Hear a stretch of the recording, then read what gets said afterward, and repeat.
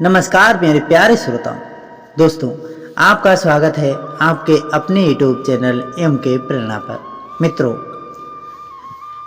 चाहे अपने घर में भूखे पड़े रहना, पर इन 5 लोगों से कभी मत उलझना। जय श्री कृष्ण। मित्रों, आपका स्वागत है। मित्रों, आज की कहानी आपके लिए बहुत ही शिक्षाप्रद है। मित्रों, ये कहानी आपको सिखाएगी कि हमें किन किन व्यक्तियों से जीवन में बचकर रहना चाहिए तथा किन किन लोगों से हमें मित्रता करनी चाहिए। दोस्तों, किसी वन में एक बट वृक्ष पर एक बुद्धिमान कौवा रहता था। वो कौवा संपूर्ण नीति शास्त्र को जानने वाला था। उस बट वृक्ष पर और भी अनेक प्रजाति के छोटे छोटे पंछी रहते थे। वे सारे पंछियों को नई नई कहानियां सुनाया करता था और कहते भी हैं कि जैसे कोयल काली होकर भी अपनी बोली के कारण सराहाई जाती है, स्त्री यदि सुंदर ना हो और पतिव्रता धर्म का पालन करने वाली हो तो यही उसका गुण सबसे सुंदर बना देता है। उसी प्रकार अगर कोई कुरूप हो और यदि वो विद्यमान है तो उसका ज्ञान ही उसकी सुंदरता बन जाता है। मित्रों, व्यक्ति का सभी आदर करते हैं, इसी तरह उसे बूढ़े कौवा का सभी पंछी खूब आदर करते थे। यदि कभी कोई समस्या आने वाली होती या कोई विपत्ति आ जाती तो वे सब उस बूढ़े कौवे का ही सहारा लेते थे, उसी से उसका समाधान पूछते थे। एक दिन उस ज्ञानी कौवे को घर सभी पंछी बैठे हुए थे। बहुत सुंदर उपदेश कौवा उन सबको दे रहा था। कौवे ने बताया कि संसार के समस्त प्राणियों के पास एक गुण सदैव रहना चाहिए, तो वो कभी मुसीबत में नहीं पड़ेगा और विपत्ति आने से पहले ही वह कोई ना कोई उपाय भी कर लेगा। और वह गुण है दूरदृष्टि, यानी कि दूरदर्शिता। व्यक्ति भविष्य में जटिल होने वाले हानि लाभ को पहले ही देख लेता है और फिर उसके अनुसार ही कार्य करता है। मित्रों, कौवे की इतनी बात सुनकर उन समस्त पंछियों में से गौरैया बोली, काका, मुझे एक बात बताओ। यदि कोई कमजोर मनुष्य मूर्खतावश अपने पास रहने वाले किसी बलवान से बैर कर ले और वो तगड़ा व्यक्ति क्रोध में भरकर उसे मारने आए तो उसे किस तरह अपनी रक्षा करनी चाहिए? गौरैया के प्रश्न का जवाब देते हुए कौवा ने कहा, पंछियों, इस संबंध में मैं तुम्हें एक आंखों देखी घटना सुनाता हूं। कुछ समय पहले की बात है। हिमालय के ऊपर एक बड़ा भारी सेमल का वृक्ष खड़ा था। उसकी शाखाएं आनंद से रहते हुए उसी वृक्ष पर भी रहती थी। लोग भी उसी वृक्ष की छाया में बैठकर विश्राम करते थे। एक दिन नारद मुनि उसी मार्ग से गुजर रहे थे। जैसे ही वे उस सेमल वृक्ष के निकट आए तो उसकी लंबी लंबी शाखाएं और घनी डालियों को देखकर उन्होंने सेमल से पूछा, हे सेमल, तुम बड़े ही रबड़ी और मनोहर हो। हजारों लोग तुम्हारी घनी छाया में बैठकर सुख का अनुभव करते हैं। अनेकों पंछी तुम्हारी डालियों पर बैठकर खिलाने करते हैं। तुम्हारी काफी लंबी शाखाएं हैं।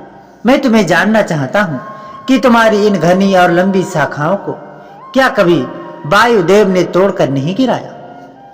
हमने देखा है कि जब पवन देव अपना प्रकोप दिखाते हैं तो बड़े से बड़े वृक्ष धराशायी हो जाते हैं, पर तुम तो बिल्कुल सुरक्षित हो और बिना किसी चिंता फिक्र के खड़े हो। क्या भाई, उसे तुम्हारे डर नहीं लगता? वो तुमसे डरते हैं जो तुम्हें कोई हानि नहीं पहुंचाते, या फिर वायुदेव से डरकर तुम ही प्रार्थना कर लेते हो कि वो तुम्हें हानि ना पहुंचाए? नारद मुनि की बात सुनकर सेमल रोष में भरकर बोला, हे बाबा, ना बंधु, ना मैं उसे आदर करता हूं, ना मैं उनकी प्रार्थना करता हूं, बल्कि मैं स्वयं इतना बलवान हूं कि मेरा कुछ भी नहीं बिगाड़ पाते। वह इधर उधर कमजोर पेड़ वर्षों को तो उड़कर चले जाते हैं। जब वह मेरे पास आने की कोशिश करता है तो मैं अपने बल से उसे दूर से ही वापस कर देता हूँ। तुम जानते हो ये बात का कि तुम वायु देवता से मेहरबान हो। तुमसे मजबूत ऐसे चंदन, देवदार, वेद आदि वायु के बल को अच्छी तरह जानते हैं, इसलिए वायु के सामने भी सर झुका लेते हैं।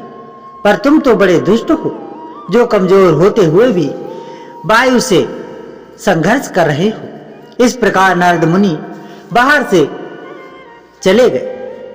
कौआ बोला, हे पंछियों, नारद मुनि ने सेमल द्वारा कही गई सारी बातें वायुदेव को जा करके बता दी। सेमल की बातों को सुनकर वायुदेव को बड़ा गुस्सा आया और वह क्रोध में भरकर सेमल के पास पहुंचे और उनसे बोले, क्यों रे सेमल, तूने नारद मुनि से मेरी निंदा क्यों की है? मैं तुझे इसलिए हानि नहीं पहुंचाता क्योंकि परमपिता ब्रह्मदेव ने प्रजा की उत्पत्ति करते समय तेरी छाया में बैठकर विश्राम किया था। मेरी इसी सहानुभूति को तूने मेरी कमजोरी समझ लिया है। मैं इसे हिमालय को भी उड़ाने की शक्ति रखता हूँ जिस पर तू खड़ा है। तेरी क्या सामर्थ्य है जो तू मेरे प्रकोप से बच सके? तुझे कल अपनी शक्ति दिखाऊंगा। तुझे जो उपाय कर मिले वह कर लेना। मित्रों, इतना कहकर वायुदेव वहां से चले गए। उधर हिमालय ने सेमल को समझाया कि वह तूने व्रता ही वायुदेव से बैर मोल ले लिया है। अपने साथ साथ तूने अनेकों छोटे मोटे वृक्षों को नष्ट करवाने की ठान ली है। तुझ में वायु से थोड़े से झोंके झेलने की क्षमता है, उससे अधिक तू टिक नहीं सकता।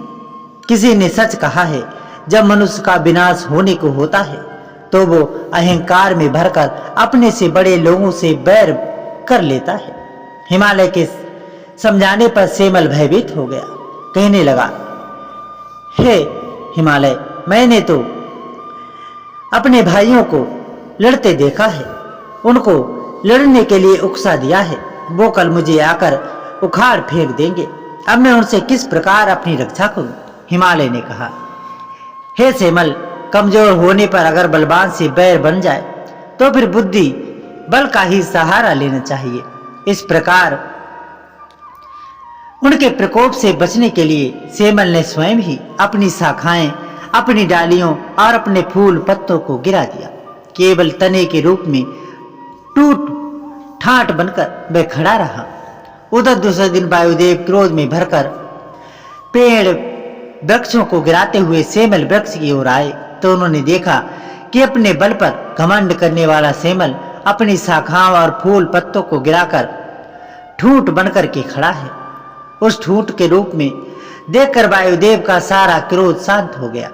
वह सोचने लगे, ये तो मेरे भाई से भय से पहले ही अपने आप को उजाड़ चुका है।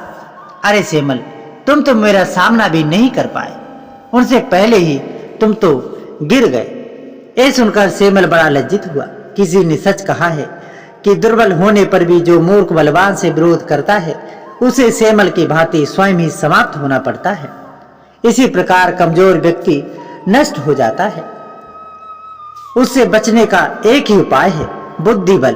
बुद्धि बल से मनुष्य बड़े से बड़े दुश्मन से अपनी सुरक्षा कर लेता है। कौआ बोला, हे पंछियों, उसी सेमल पर जितने पंछी रहते हैं वे सब जंगल में दूसरे वृक्षों पर चले गए। मैं भी यहाँ चला आया। कहते हैं सामर्थ्य पुरुष को चाहिए कि वो बालक, मूर्ख, अंधे, बहरे और अपने से विशेष बलवान के व्यवहार को हमेशा सहन करता रहे।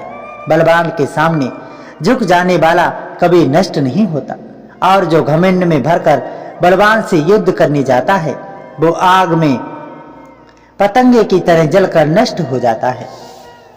मित्रों, ये कहानी आपको कैसी लगी कमेंट सेक्शन में जरूर बताइएगा। मित्रों, और हमारे चैनल एम के प्रेरणा पर अगर नए हैं तो हमारे चैनल को सब्सक्राइब जरूर कीजिएगा। तो मिलते हैं आगे किसी शिक्षाप्रद कहानी के साथ। तब तक के लिए आप सभी का धन्यवाद। राधे राधे।